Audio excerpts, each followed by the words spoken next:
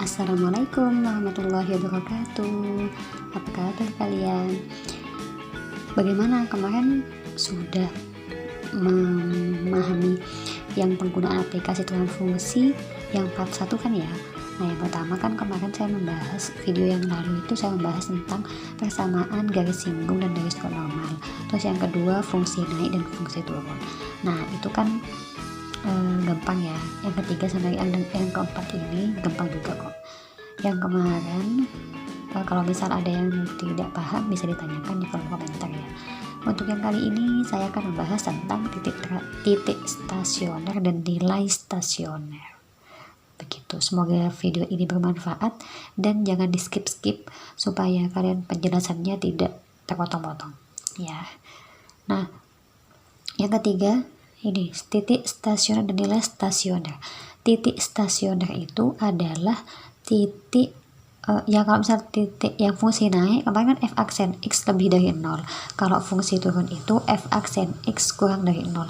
Tapi kalau titik stasioner itu f aksen x sama dengan 0. Jadi nilainya itu sama dengan 0 gitu ya.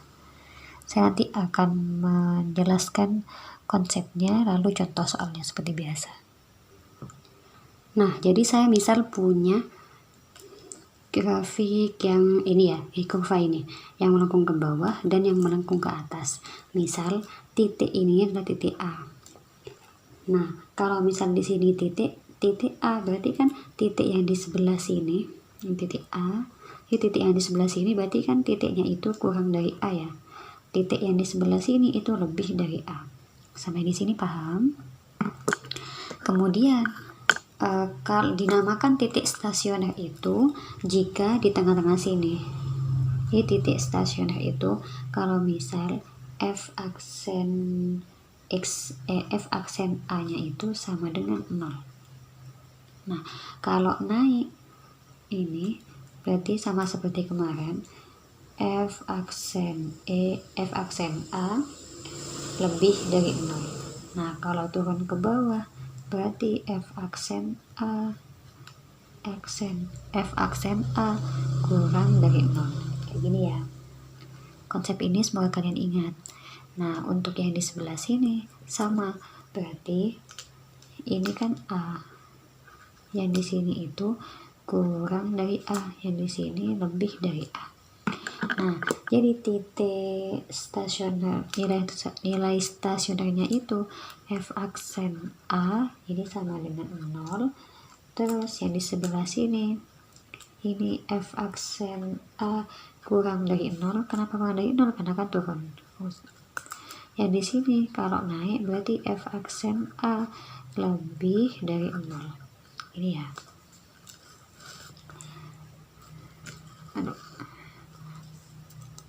Sampai di sini kalian dipahami dulu ini ya. Nah, kemudian untuk yang ini, jika saya mempunyai f aksen A itu lebih dari 0, yang di sebelah sini ya. Kalau misal f aksen A nya itu lebih dari 0, untuk x kurang dari A, ini x nya kurang dari A, dan f aksen A sama dengan 0 untuk A, ini untuk A, untuk x sama dengan A, dan kemudian f aksen A kurang dari 0 untuk x lebih dari A, maka A sama FA ini adalah titik balik maksimum. Jadi ini dinamakan titik balik maksimum.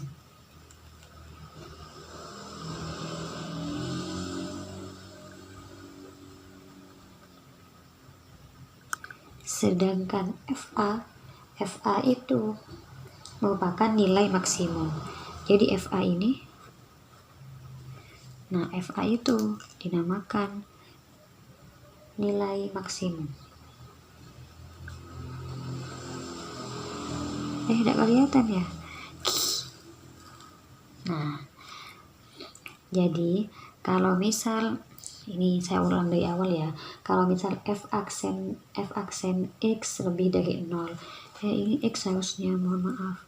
Jadi misal f aksen x nya itu lebih dari 0 untuk x kurang dari a, atau f aksen x sama dengan 0 untuk x sama dengan a, f aksen x kurang dari 0 untuk x lebih dari a, maka a, f a nya itu titik a ini, a, f FA itu merupakan titik balik maksimum. Nah, FA-nya ini dinamakan nilai maksimum, gitu ya. Mohon maaf, ini X bukan A. Ini X, ini X. Nah, kemudian untuk yang di sebelah sini. Yang di sebelah sini berarti kan F aksen ini X ya, mohon maaf. Nah, kalau yang di sini berarti kan f aksen x kurang dari 0 untuk x kurang dari a. Terus f aksen x sama dengan 0 itu untuk x sama dengan a. Dan kemudian di sini f aksen x lebih dari 0 untuk x lebih dari a. Nah, jadi kalau seperti ini A, FA, maka A, FA itu dinamakan titik balik minimum.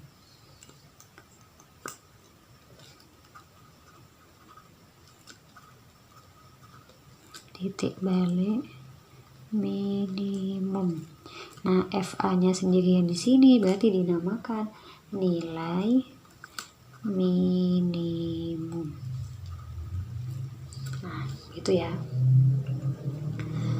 Sampai di sini semua ini kayaknya ini sama deh, tidak sama, ini beda ya. Jadi kalau yang kurva yang di sebelah kiri ini kan f aksen x lebih dari 0 untuk x-nya itu kurang dari a. Tapi kalau yang di sini f aksen x itu kurang dari 0 untuk x kurang dari a. Walaupun ini sama-sama kurang dari a, tapi di sini hasilnya beda. F aksen x-nya itu kurang dari 0 karena ini fungsinya turun. Tapi kalau yang di sini f aksen x lebih dari 0, kenapa lebih? Karena fungsinya itu naik. Jadi dari naik stasioner dulu atau tetap, setelah itu turun. Tapi kalau yang kedua turun dulu stasioner baru naik. Paham ya? Nah, kalau seperti ini dinamakan titik balik maksimum. A, FA di sini titik balik maksimum. Kalau ini namanya titik balik minimum. Begitu. Yang FA-nya ini kalau di sini namanya nilai maksimum karena di titik puncak, yang ini dinamakan nilai minimum karena di titik lembah. Paham ya? Sampai di sini semoga kalian paham. Selanjutnya untuk yang ketiga dan yang keempat,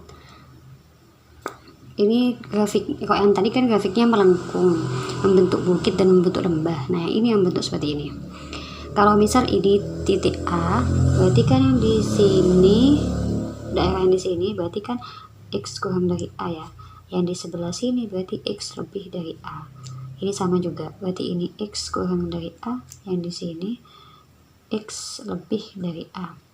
Nah, kemudian kita lihat grafik yang di sebelah sini. Ini kan turun ya. Jadi f aksen x-nya itu kurang dari 0 karena dia turun. Nah, yang di sini ini turun lagi apa naik? Kan turun ya. Jadi kalau turun ini tetap f aksen x kurang dari 0. Yang di sini ini f aksen a. Nah, seperti yang tadi, jadi jika f aksen x-nya kurang dari 0 untuk x kurang dari a, terus f aksen x sama dengan 0 untuk x sama dengan a. Nah, yang di sebelah sini kan tetap f aksen x kurang dari 0, tetap turun walaupun untuk x-nya itu lebih dari a. Nah, kalau seperti ini, maka Ini kan tidak ada yang naik ya. Jadi ini semuanya turun semua. Jadi seperti menuruni bukit. Jadi ini turun semua, tidak ada fungsi naik. Maka kalau seperti ini, titik A, FA ini dinamakan titik belok, bukan balik. Kalau ini kan titik balik maksimum atau titik balik minimum. Nah, kalau ini dinamakan titik belok.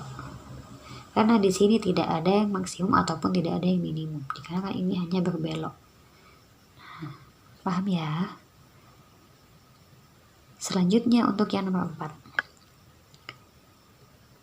Yang keempat ini kan X kurang dari A. Nah, yang di sebelah sini ini kan naik. Jadi kalau naik, F aksen X-nya itu lebih dari 0. Nah, untuk yang di sini berarti F aksen X sama dengan 0. Nah, yang di sebelah sini, kalau misal ini masih naik, jadi kan ini tetap naik ya. Nah, karena ini tetap naik, berarti F aksen X-nya itu tetap lebih dari 0. Gini.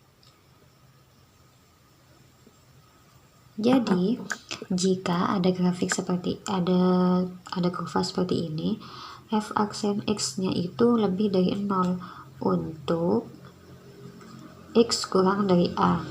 Terus F aksen X-nya itu sama dengan 0 untuk X sama dengan A.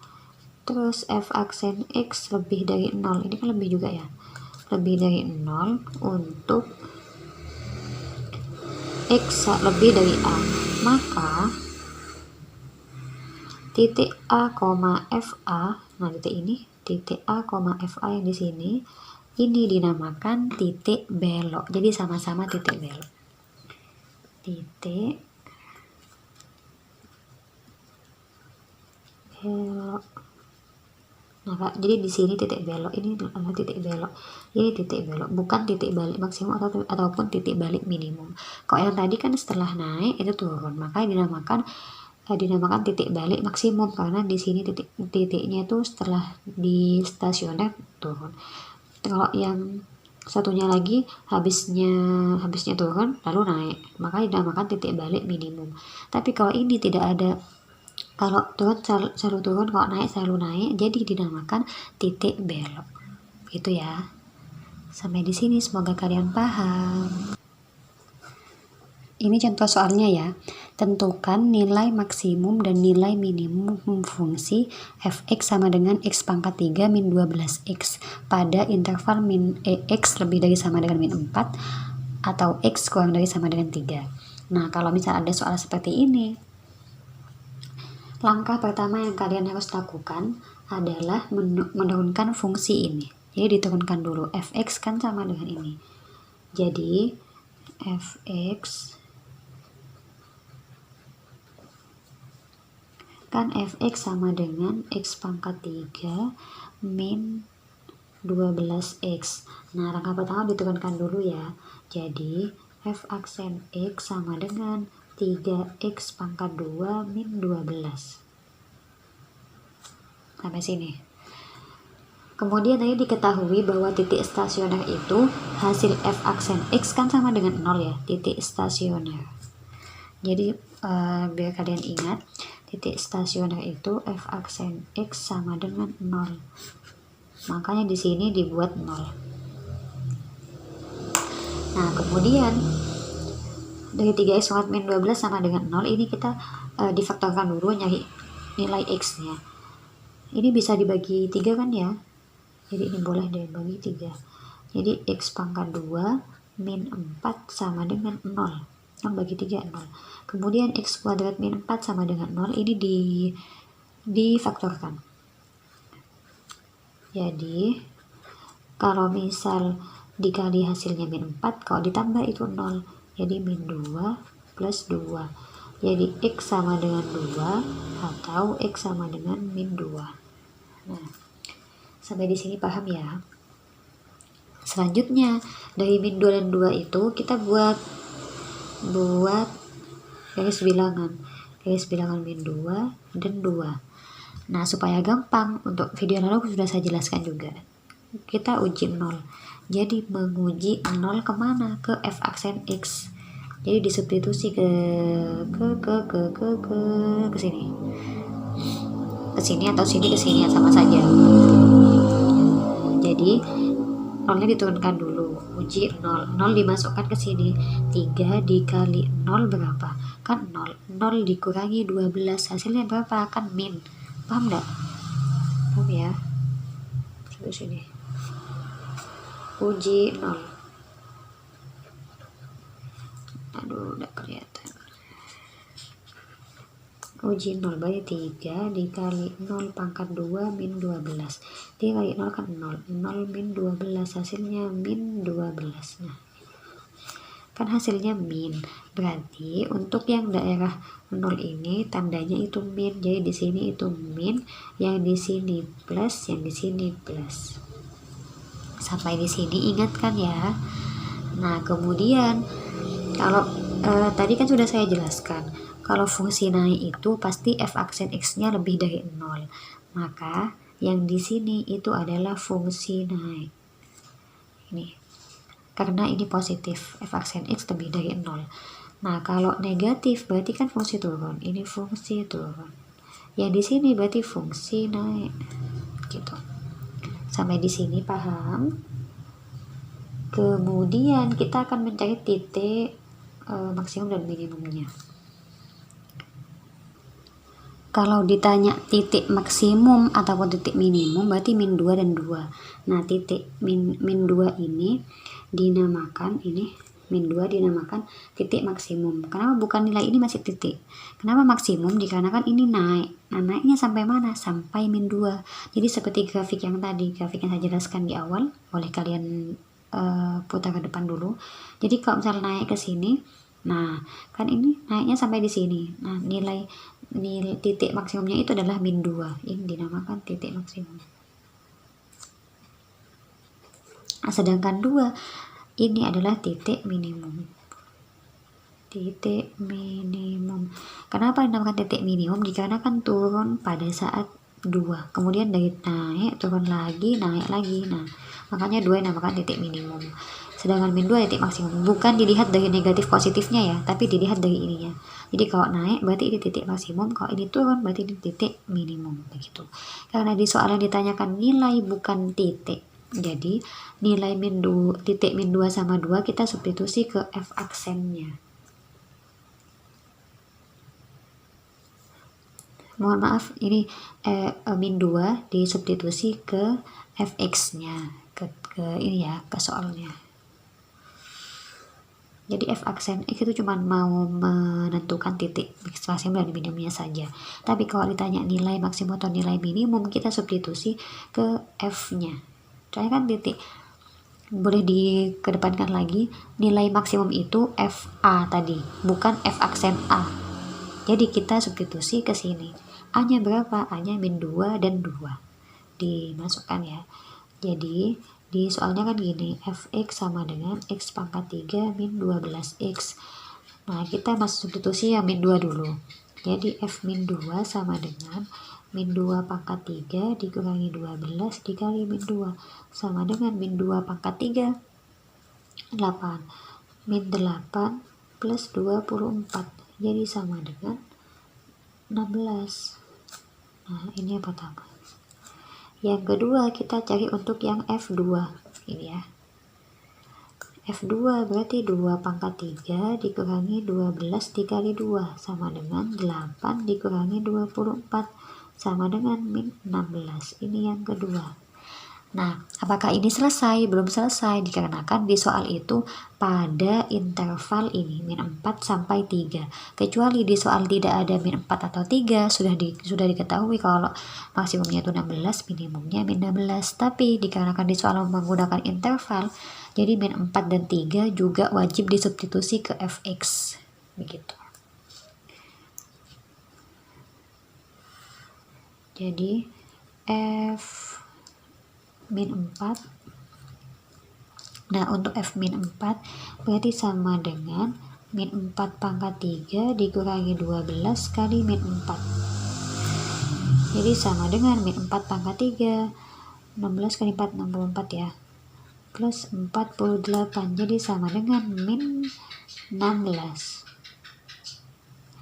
Untuk yang F3 juga disubstitusi ke sini, sama dengan 3 pangkat 3 dikurangi 12 kali 3, jadi sama dengan 27 dikurangi 36, jadi sama dengan minus 9.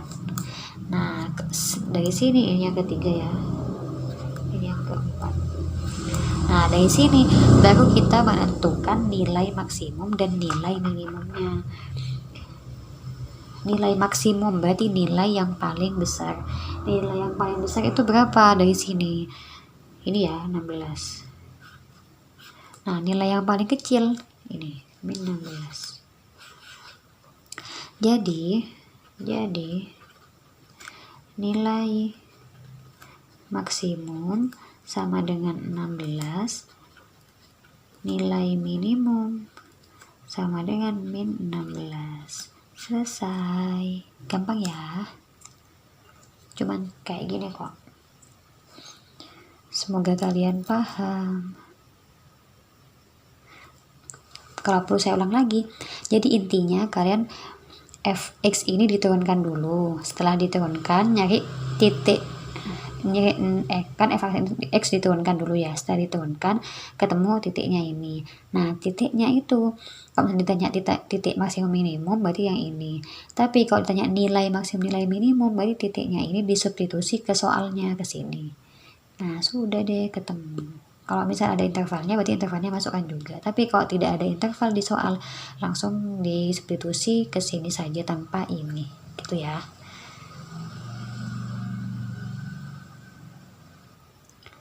Nah, aplikasi yang keempat ini adalah kecepatan dan percepatan. Misal untuk kecepatan-percepatan itu kalian bisa kecepatan mobil, terus kecepatan balon udara, terus kecepatan pemuaian dan lain sebagainya. Jadi untuk contoh-contoh kecepatan ini ataupun percepatan kita juga bisa menggunakan aplikasi turunan.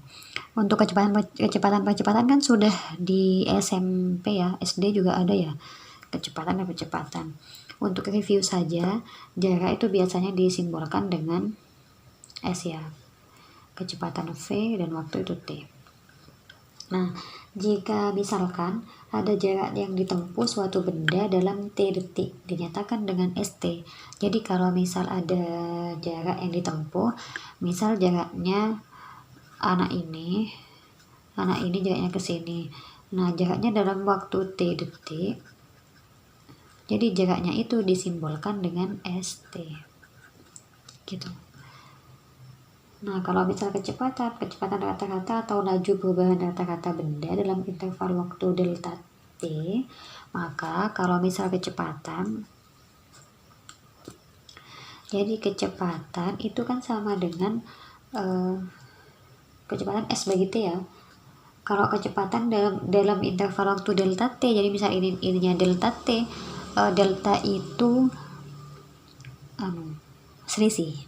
Jadi selisih waktu delta. Jadi bisa ditulis delta S dibagi delta T.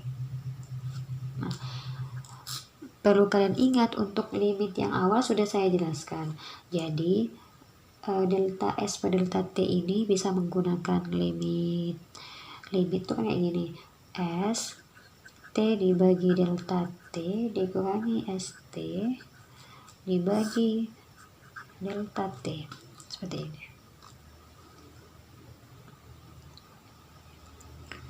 Terus untuk kecepatan sesaat dalam waktu T detik, jadi misal waktu kecepatan sesaat dalam waktu T detik, berarti kan turunannya dari D ST dibagi DT. Jadi diferensialnya dari jarak dibagi waktu. Jadi bisa disimbolkan dengan S aksen T. Gitu. Jadi kecepatan itu adalah turunannya dari jarak terhadap waktu. Ya. Kalau percepatan, ini kecepatan. Kalau percepatan misal dulu. Jadi percepatan itu kan rumusnya delta V dibagi T. Nah, sama seperti yang S yang tadi. Berarti V ditambah delta V dikurangi. Kok V? Astagfirullahaladzim, ya Allah. Ini T ya. Ya apa nulisnya? T. Ini T. Dikurangi VT dibagi delta T. Ini ya, ini T. Jadi sama seperti yang V. Untuk delta V per delta T itu kan V T ditambah delta T dikurangi VT per delta T. Nah, kalau misal percepatan dalam waktu, jadi percepatan sesaat pada saat detik ke T, berarti kan diferensial dari VT dibagi DT, jadi sama dengan D per DT. Nah, VT ini kan didapat dari sini ya, ini VT. Nah, kita tuliskan lagi VT di sini. Jadi diferensial ST dibagi DT. Nah, jadi ini sama dengan D pangkat 2 ST dibagi DT pangkat 2. Gini. Nah, kalau misal ini diferensialkan 2 kali, berarti ini sama dengan S aksen T. S double aksen T. Jadi turunan 2 kalinya dari jarak. Apakah kalian ini bingung? Ngangguk ya. Kalau mengangguk berarti namanya bingung. Kesimpulan dari semuanya ini, jadi intinya di atas itu adalah, ini percepatannya terus dulu. Ini percepatan. Ini kecepatan. Nah, kalau awalnya itu adalah SST. Jadi ST. Kalau misal S-nya itu diturunkan, jadi kan jadinya S aksen T.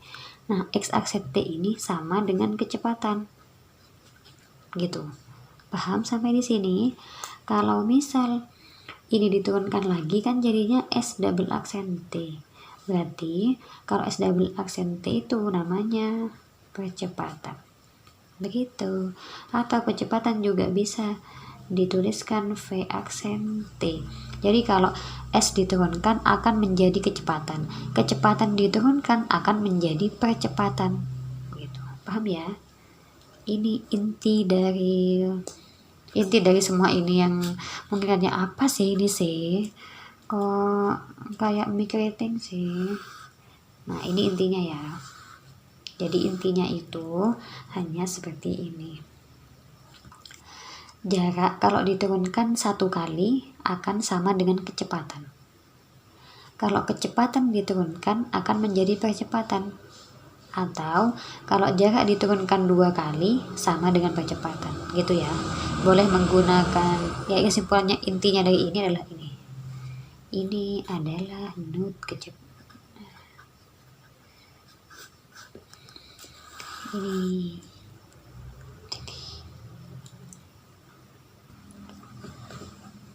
Kita ke contoh soal. Jadi, misal ada contoh soal seperti ini. Sebuah benda berbentuk kubus, terbentuk dari besi. Dibayangkan ya, ada kubus dibuat dari besi. Benda tersebut dipanaskan hingga memuai. Jadi kalau dipanaskan berarti kan mengalami pemuaian ya. Akan semakin, volumenya akan semakin besar. Rusuk benda tersebut bertambah panjang, iya karena memuai, jadi kan bertambah panjang itu rusuknya, besi-besinya itu akan bertambah panjang. Dengan laju 0,5 mm per detik, jadi setiap detik akan bertambah 0,5 mm. Tentukan laju bertambahnya volume benda pada saat panjang rusuk bendanya itu 12 mm. Nah, kita kalau misalnya ada soal seperti ini, dimisalkan X itu adalah panjang rusuk benda. Jadi panjang rusuk bendanya ini misal ini ya. Jadi X ini X sama dengan 12 meter. Nah, 0, kan di situ ada bacaan rusuk benda tersebut bertambah panjang dengan laju ini. Rusuk benda tersebut bertambah panjang dengan laju 0,5 mm per detik.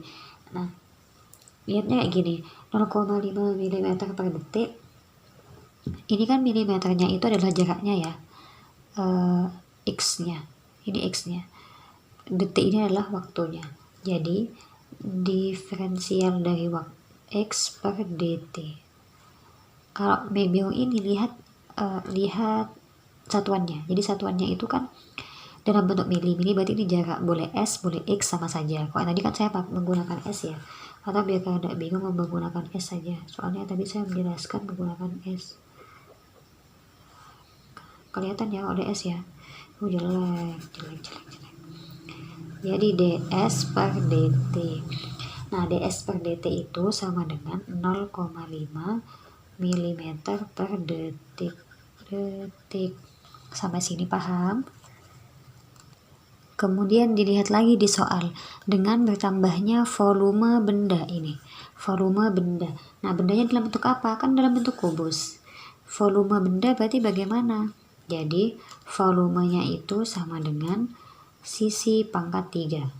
Masih ingat ya, volume kubus ya. Jadi, volume itu sisi pangkat 3. Dikarenakan volume, berarti setelah itu kita akan yang ditanyakan kan laju ini sama dengan percepatan, jadi laju, percepatan dan lain sebagainya itu sama, bukan laju bis atau bukan laju apa ya, jadi bukan bis laju, bukan. Jadi laju itu adalah percepatan. Nah, kalau percepatan berarti kan kita harus menurunkan ini dulu, jadi diturunkan, jadi V aksen dv per dx ya, dv per dx itu sama dengan 3S pangkat 2 ini diturunkan. Sampai di sini paham? Nah, sedangkan ditanyakan kan tentukan laju bertambahnya volume benda pada saat ini. Laju itu kan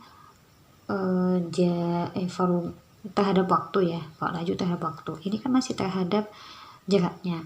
Jadi, kita pecah dulu dv per dx itu.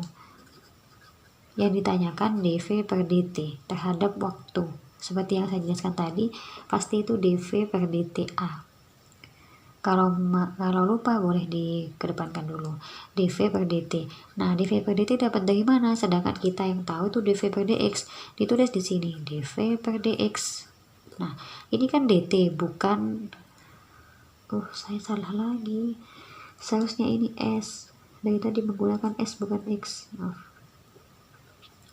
Ini kan dv per ds, sedangkan di sini dt. Jadi bagaimana kan ini? Ini ds per dt. Jadi kan bisa dicoret ini. Jadi dv per dt sama.